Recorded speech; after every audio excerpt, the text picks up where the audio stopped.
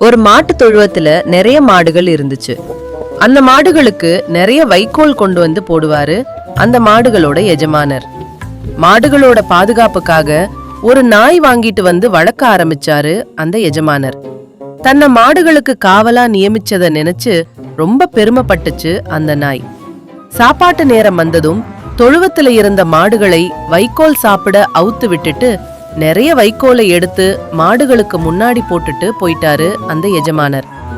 அவர் போனதுக்கு அப்புறம் அந்த வைக்கோல் மேல ஏறி நின்னு மாடுகள் சாப்பிடுறத தடுத்துச்சு நாய்.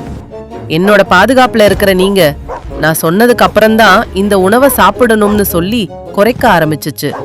கொஞ்ச நேரத்துக்கு அப்புறம் அங்க வந்து நடக்கிறத பார்த்த எஜமானருக்கு கோபம் வந்து ஒரு குச்சியை எடுத்து நாய அடி அடின்னு அடிச்சிட்டாரு. தனக்கு கொடுத்த கடமையை செய்யாம அதிகாரம் செலுத்துறதுக்கு சரியான தண்டனை கிடைச்சிச்சு அந்த நாய்க்கு. நீதி: உங்களுக்கு கொடுக்கப்பட்ட வேலைகளை மட்டும் செய்ய வேண்டும்.